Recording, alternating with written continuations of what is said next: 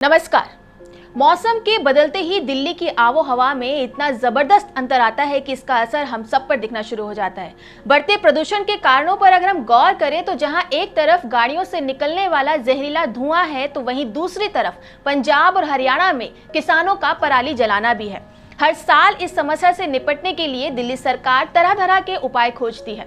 इस बार दिल्ली सरकार ने वायु प्रदूषण के खिलाफ एंटी डस्ट का जो अभियान शुरू किया है उसको किसी न किसी तरह से सफल होना ही चाहिए।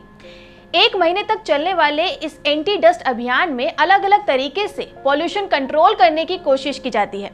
इस अभियान में दिल्ली सरकार ने करीब 591 टीमों को लगाया हुआ है, जिसमें करीब 82 मैकेनिकल रोड स्वीपर होंगे और 530 वाटर स्प्रिंकल होंगे।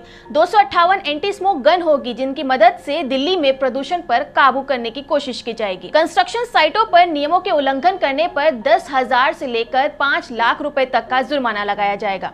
कंस्ट्रक्शन साइटों पर निर्माण के लिए अलग अलग तरह के नियम लागू किए गए हैं, जिनमें से कुछ खास हैं। निर्माण स्थलों के चारों तरफ धूल को रोकने के लिए टीन की ऊंची दीवारों को खड़ा करना बहुत जरूरी है। निर्माण कार्यों के लिए तिरपाल या नेट से ढकना भी उनको जरूरी है। निर्माण सामग्री ले जा रहे वाहनों को पूरी तरह से ढकना भी जरूरी है।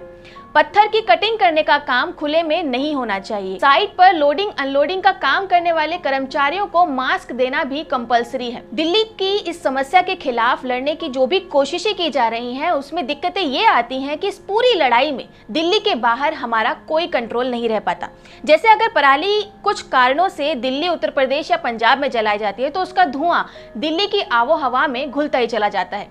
फिर बीच में दशहरा और दिवाली भी पड़ेंगी। पिछले साल भी तमाम कोशिशों और सुप्रीम कोर्ट के कहने के बावजूद भी पराली जलाई गई थी और लोगों ने दशहरे और दिवाली में धुआं तो उड़ाया था, जिससे दिल्ली की हालत और भी ज्यादा खराब हो गई थी। इसके अलावा इस मौसम में ठंड बढ़ेगी और कोहरा भी साथ में आएगा, और अगर कोहरे में जरा सा भी धुआं शामिल हो जाता है तो इससे पॉल्यूशन बढ़ जाता है। मैं आपको बता दूं कि कोहरे और धुएं में दरअसल फर्क होता है।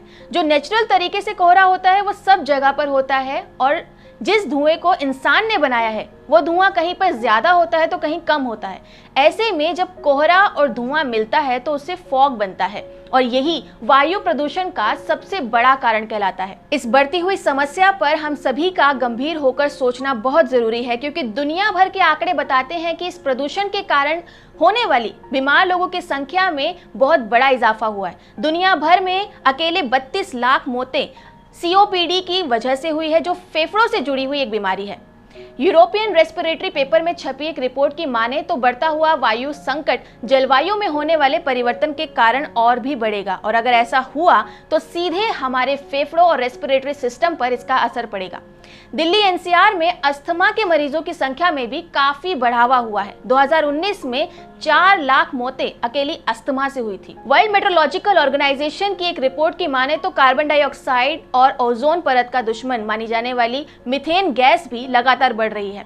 इसका कारण यह भी है कि हमने अभी तक इंटरनेशनल लेवल पर इसे रोकने के लिए कोई खास कदम ही नहीं उठाया है। दिल्ली या दूसरे बड़े शहरों में हमारी जिंदगी में गैजेट्स और मॉडर्न इक्विपमेंट इतने बढ़ गए हैं कि अगर हम इन पर अपनी डिपेंडेंसी को कम नहीं करेंगे तो वायु प्रदूषण का कभी कोई हल नहीं निकल पाएगा। फिर भी दिल्ली सरकार के इस कदम को हम नकार नहीं सकते। साफ हवा की जरूरत दिल्ली को नहीं बल्कि पूरे देश को है, लेकिन इसका हल तभी निकलेगा जब हम ये समझ पाए कि हमें गाड़ियों का कैसे इस्तेमाल करना है या कितना इस्तेमाल करना है। हमें अपनी लाइफस्टाइल में बदलाव लाकर ही जो ये जहरीली गैसें निकलने वाले प्रोडक्ट हैं उनको कम करना होगा। इसके अलावा हमें प्रकृति के दोहन की सीमा को भी तय करना होगा।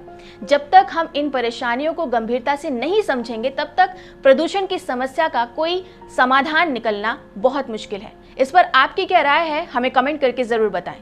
नमस्कार।